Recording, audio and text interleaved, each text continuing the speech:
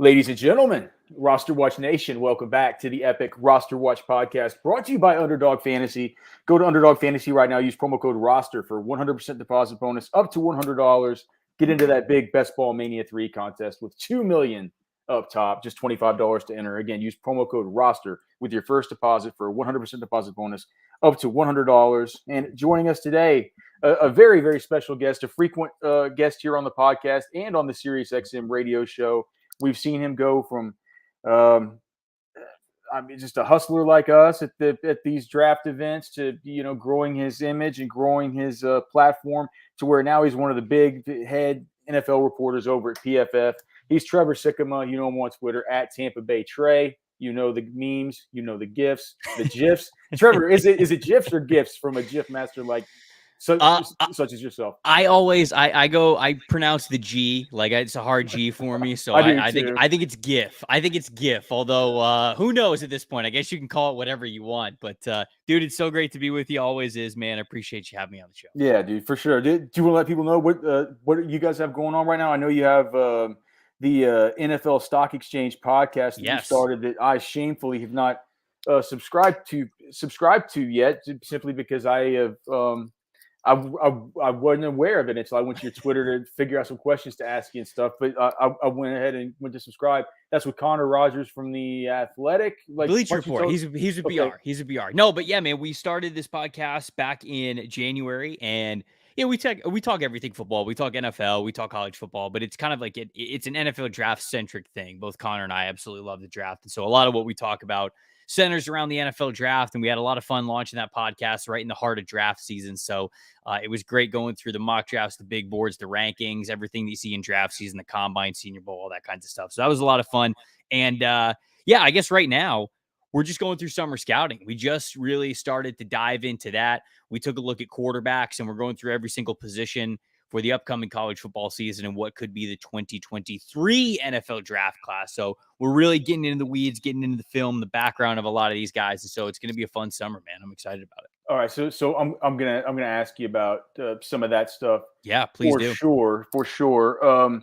But the other thing is it's just to the listeners out there. If you guys remember, Trevor was on the Locked On NFL Draft podcast that I would always talk about with our good friend on here, John Ledger, who's been on a million times, and I think you had Solak on there with you for a while. Mm-hmm. So if you've missed hearing Trevor's voice, man, make sure and go subscribe to that new pod. He always has such great insight.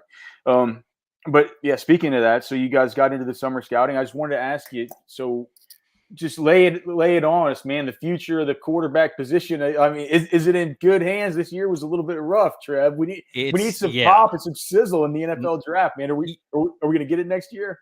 You've got a chance to have a lot of pop and a lot of sizzle next year. Yes, I can already tell you that the guys that we watched, and we went through a handful of guys. I think we went through 9. I went through 8 myself, and then Connor, I think, went through one of the players that I didn't have on my list. And so we went through almost 10 quarterbacks. We also talked about some of the guys whose notes we didn't get into too in-depthly yet this summer, but we will later this summer.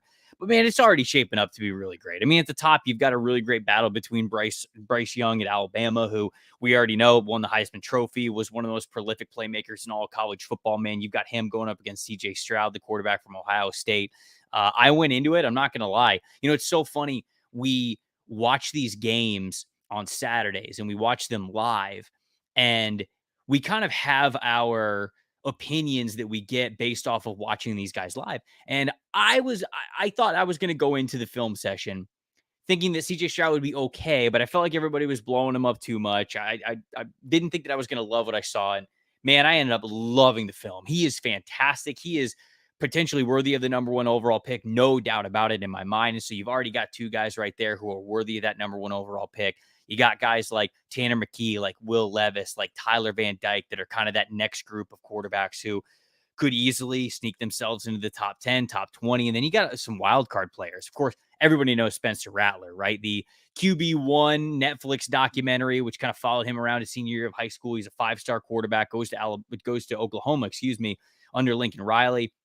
Puts up some pretty good numbers because he's got a crazy arm to him, but ended up getting beat up by Caleb Williams, and he transferred to South Carolina. I mean, his prospect profiles all over the place, but his talent's insane. The same thing could be said about Anthony Richardson down at Florida, how talented that dude is, both as a rusher and a passer. And so, like, right off the bat there, I just rattled off a handful of names that could have easily been the top quarterback, it feels like, from this past class. And there's so much more potential, it feels like, in this group than what we saw in 2022. And so I know it was a big time down year with quarterbacks. Everybody's pointing to what we saw last year, and they're like, oh, there's only one quarterback in the first round, and Malik and Desmond Ridder didn't even go till the third round. So it's just like, there was not that hype. And I can tell you, 2023 is not going to be that way. We're going to get a lot of quarterbacks in round one, a lot of them in the top 50, and they're going to, once again, I think, shape the conversation around the 2023 draft.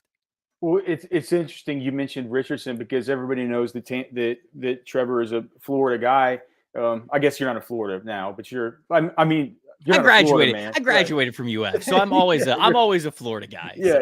And I'm going to ask you some about the Bucs, but when you look at Richardson and I listened to the way that Trevor talks about him, compared to the way that he was on the radio show and he was previewing Kyle Trask with us, that's a completely different just sentiment. Oh, yeah. It's like a different sentiment from Trev.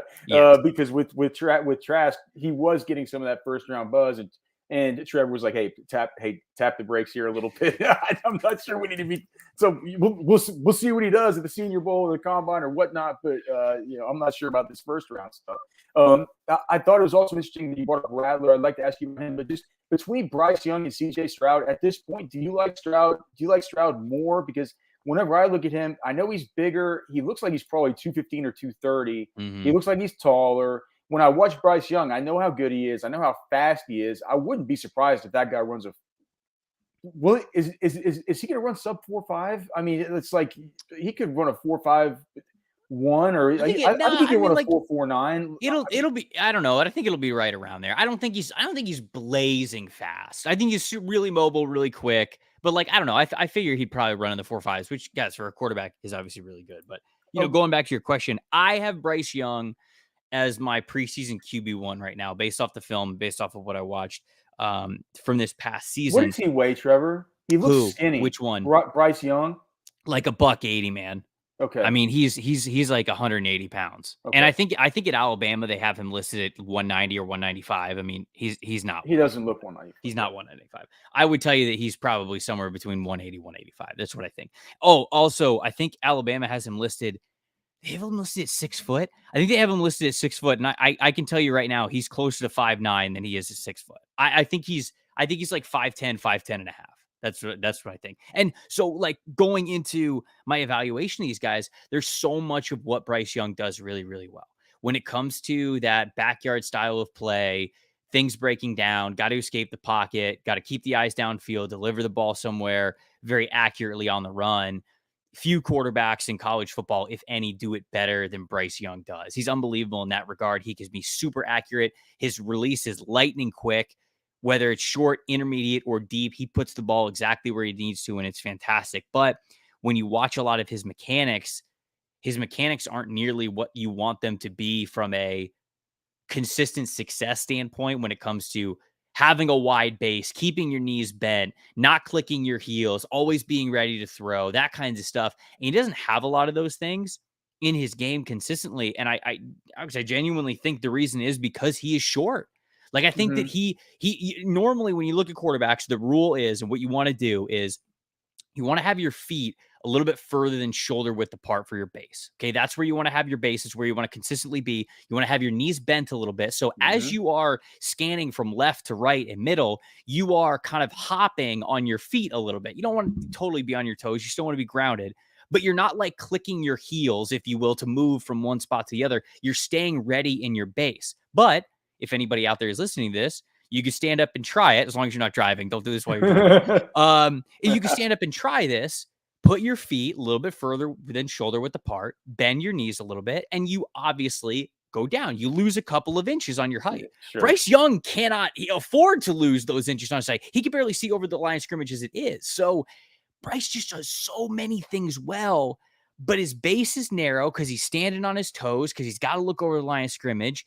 And there's a lot of things that in his game where you go, I wonder if that can ever really get better just because he is short. And that's a practical way where short quarterbacks are at a little bit of a disadvantage when it comes to tall quarterbacks. You look at cjstroud, the mechanics are beautiful. He's got the wide base consistently. He's on his toes, and he's got a great base when it comes to throws, wherever he's setting up. He sees things very well, love the throwing motion, all that kinds of stuff. So he is so technically sound, where Bryce Young's a little bit more, you see just the natural talent. So it's an incredibly interesting debate between CJ Stroud and Bryce Young, because they're both very talented quarterbacks that kind of win in different ways from the position. And it's going to be fascinating to see who analysts gravitate towards and what their flavor is of quarterback between those two guys, who they're going to have ranked above the other. Is Bryce Young to you? If you and I understand that he doesn't necessarily have to compare to either of these guys for you, but is he more Kyler Murray or is he more Baker Mayfield? And I'm not saying he has to compare to either. I'm just saying, which one is he more close? I would say that he's more Kyler Murray. And I think that Kyler Murray is a better athlete than he is. It's funny because I think stylistically, as a passer, it feels like he's more Kyler Murray. But as a runner, I would say that he's probably more Baker Mayfield because he's just not as athletic as Kyler Murray is. But stylistically, I'd put him closer to Kyler just as an overall playmaker. Like as a guy who, when things break down, he can really escape the pocket and make things happen for you. And he's got that super quick release. I just think Kyler's faster. I think Kyler's a better athlete. So stylistically, I'd probably say that Kyler's a little closer to Bryce Young. What about, and I guess I'm asking about Kyler Murray, Baker Mayfield. Now I'm going to ask about Spencer Rattler. I guess Oklahoma guys on the brain. I don't know. Yeah. But like, what about Rattler? I mean, we got to, I've watched him pretty closely dating back to whenever he was in San Antonio for the All-American practices as a high schooler. Mm-hmm. And Jesus Christ, you see that kid there, you're just like, we got something on our hands here. Right. When he's throwing against there, but then, like you said, all the hype there at Oklahoma, everything pointing to the fact that he comes into his first starting year. That was when NIL first got started. And I mean, he gets the big NIL deals with Raising Cane's. And I think you mentioned another one, and make these $1 million types of deals. He comes in and really flames out. And I think the worst game you could probably watch was his game against Texas. I think Texas wins that game if Spencer Rattler plays the whole thing and Caleb doesn't come in. Just because Spencer Rattler was completely rattled, for lack of a better word. No pun intended. Whenever you watch him, what is it that you see? Because it feels like he's getting talked up as a guy that still might have this kind of early, buzz. Right. Day two, possibly even first round stuff based on the tools alone. Is it just the tools, or are there things that you saw there? Because to me, it felt like Spencer Rattler, the day one dreams for him had already died. I mean, you don't think that that's the case? I would not put him in the day one conversation right now. Firmly, I would not have him in the day one conversation. Now, look, he's got an incredible arm. He really does. And he might have the best arm talent of anybody in this class. But he just doesn't know how to use it. I mean, at all. He doesn't understand the nuances of the position. I think the mechanics are rough on him. He loses his focus a lot of times when he's in the pocket. His pocket management is bad. And this is kind of this is kind of an Oklahoma thing. I'm not going to lie. Like, the Big 12 is a really weird brand of football where things are so spaced out. It feels like there's not as much pass rush as there is in different conferences, where sometimes these quarterbacks can just sit back in the pocket for 4, 5, 6, 7 seconds. And other times they can, what Spencer Rattler's problem is, it's like he's playing Madden, where he hikes the ball from the shotgun and then he just keeps retreating. Mm-hmm. And all of a sudden he's like 10 yards behind the line of scrimmage, and he throws it and he fires it where it needs to go because his arm is good enough. But it's like, okay, you're not managing the pocket correctly. You aren't building off of what it's like to feel pressure, to get that internal clock where it needs to be in the back of your head, to have those eyes in the back of your head, if you will, that feel of when pressure is around you. Spencer Rattler does not have any of that experience, and he just makes really bad decisions. He is a straight up bad decision maker right now. And I like that he is getting a fresh start at South Carolina. I like that it is with a familiar face in Shane Beamer, who was at Oklahoma for a little bit while Spencer Rattler was getting into the program there. So I like all those things for them. I do honestly like the fit, but until he genuinely proves it on the field, he can't be talked about as a day one guy. He just can't.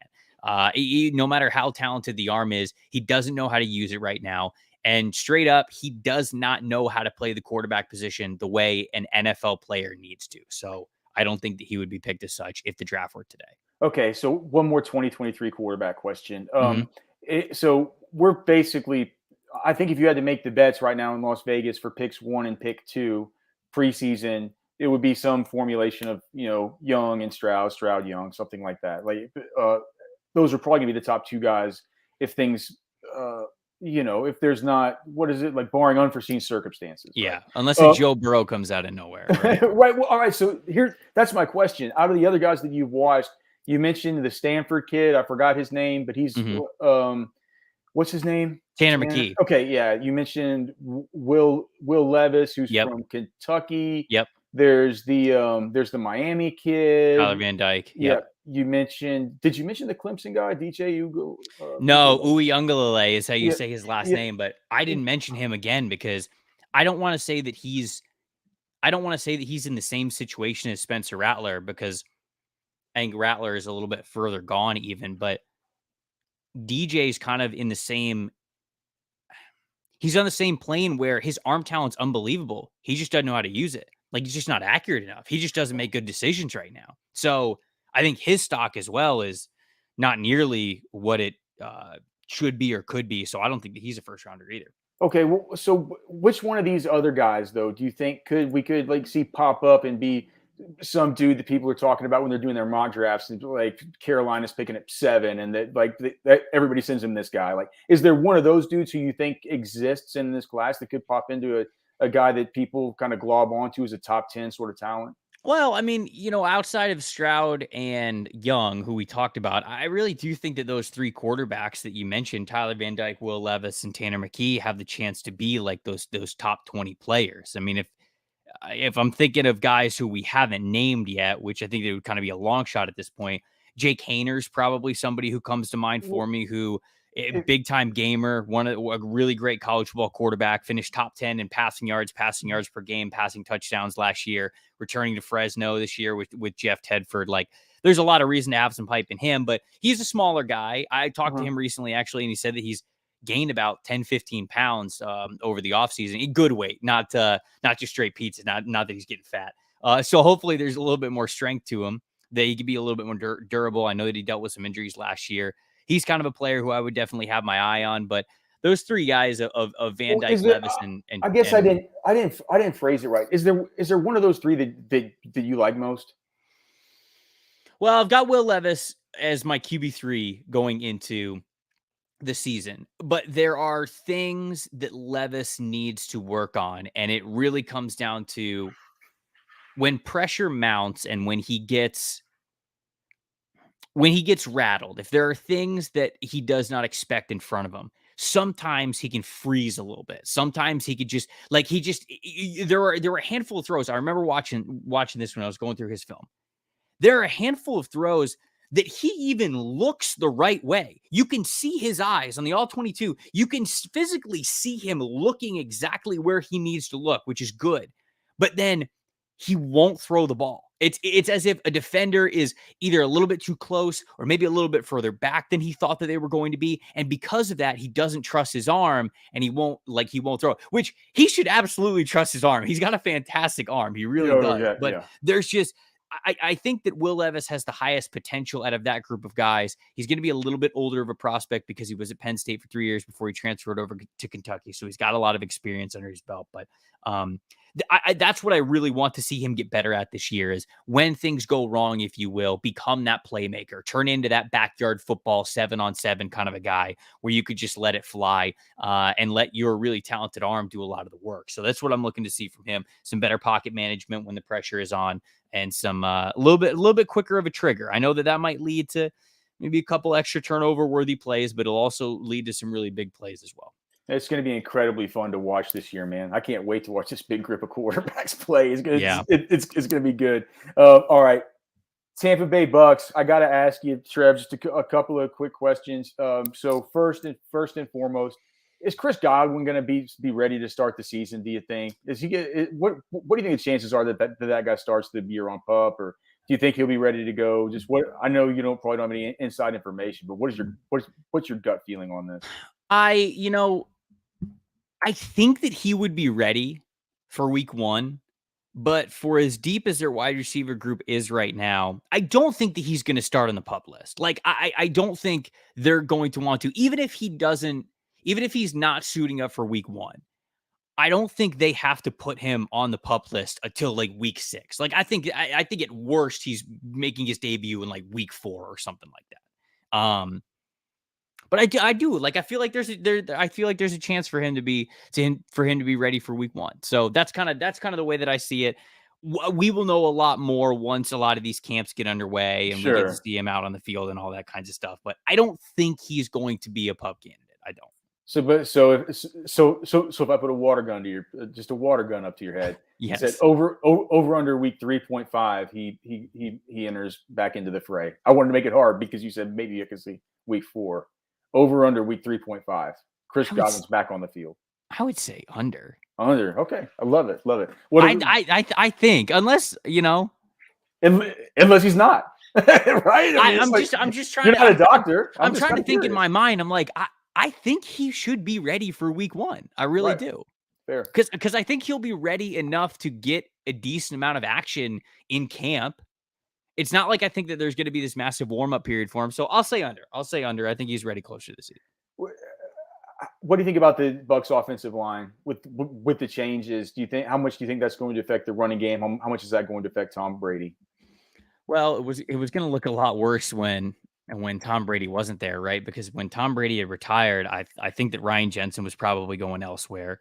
You figured that Alex Kappa was going to get a decent amount of free agency, and he did, moving over to the Cincinnati Bengals. But losing Ali Marpet was not something that they were planning on, so that was kind of out of nowhere for them. Brady comes back, and they somehow end up getting Ryan Jensen back. They trade a 5th round pick for Shaq Mason, which I don't understand how. I forgot that even happened. Right. You forget that happened, and they have Aaron Stinney who can step in at guard, and they also like Luke Gadecki, who they just drafted in this past draft. Who I don't know if he's going to be ready like year 1 to play, but he feels like that spit and vinegar, eat a bowl of nails for breakfast, kind of a tough small school offensive lineman that Jason Light absolutely loves. So I think he's going to get his chance to play sooner rather than later. But of course, you got Tristan Wirfs, one of the best offensive tackles in the NFL on one side, Donovan Smith, who has been playing better as the offensive line has gotten better around him as well. So I think the line's going to be just fine.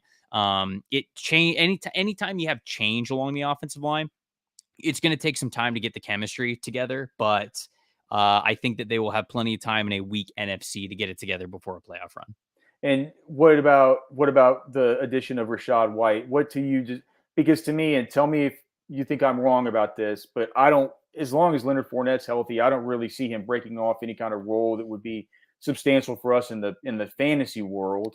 I think, and you can tell me if that's different than what you think, but if it's not, what does this mean for how they feel about Keyshawn Vaughn? I don't know how they feel about Keyshawn Vaughn. Like if we're talking fantasy purposes, I don't think either of those guys have much value at all. We have giant sickos who listen to this, who play in these developmental dynasty leagues. Right. huge benches.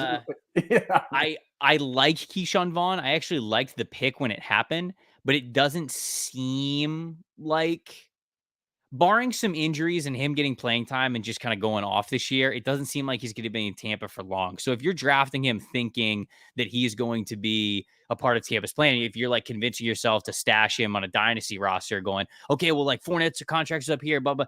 I think it's more likely that if Keyshawn Vaughn's going to break out to where he's useful for you in fantasy, even in dynasty league, it's probably going to be on another team in a year or two. Yeah. And then Rachaad White, I don't know. I mean, obviously they drafted him where they did, so they like him. They're hoping that he can bring him some third down ability, but they have Gio Bernard on the team too, who's a veteran who, like, when it comes to third down responsibilities, Tom Brady's going to trust veterans. Like, the team is going to trust veterans. So the rushing attempts are going to go to Fournette, and a lot of the third down opportunities are going to go to Gio Bernard. So as long as those two guys are healthy, White's not really going to give you much. I don't think much this year. You can stash him, and maybe he'll be something for you in a year now, or a year or two. What about all right? And then finally, what about Gronk? You think he's going to come back? I've always thought Gronk was going to come back. If Gronk wasn't going to come back, he would have said that, right? That's what I keep. That's what I kind of think. That's what I keep going back to. It's not like he would know at this point, right? I mean, like he would know at this point whether or not his body was responding the way that it needed to. Tampa played their last game in January, and Gronk's been like training, he's been traveling, he's been doing all this other stuff, and it's like if he wasn't going to come back, he clearly is only going to come back to play if it's for the Bucs and Tom Brady in Tampa. He would have made it easy on them by now, right? I mean, like that's what I believe. I think that he's always been coming back. He just wanted to take time off.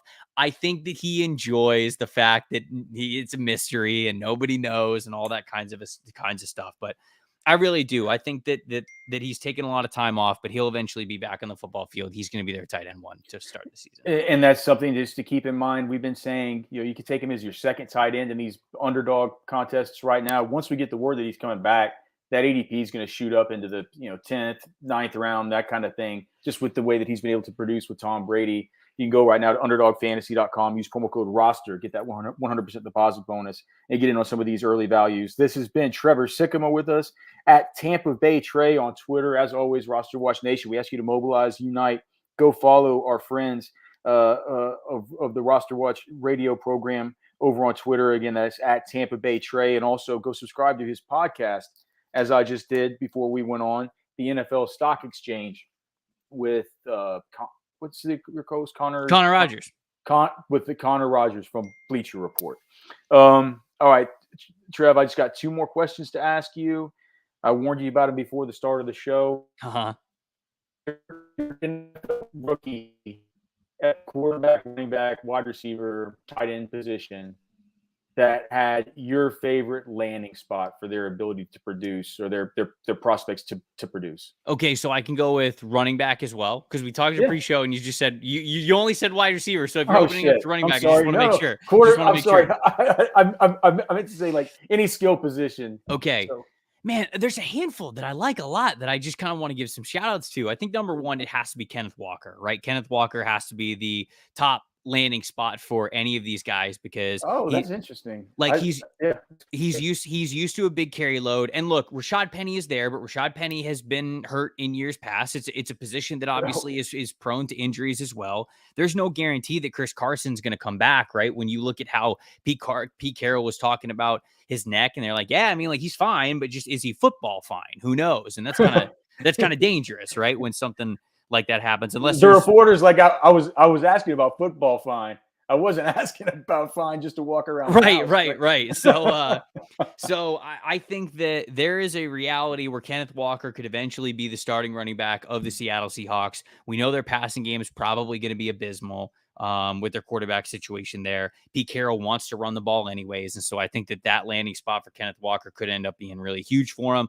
I love the James White landing spot as well to be a pass catching third down back, an explosive option out of the backfield for a potent Buffalo Bills offense that we know is going to score a lot of points, rack up a lot of yards. I think that's one that I really like. Of course, I like the Drake London fit because there is quite literally no one else in Atlanta that they could throw the ball to from the wide receiver position. I get that Kyle Pitts is there and they're going to lean on him plenty, but I think that Drake London is just going to by default get so many targets that you have to absolutely love that one. I'm trying to think of I like the John Mechie one too.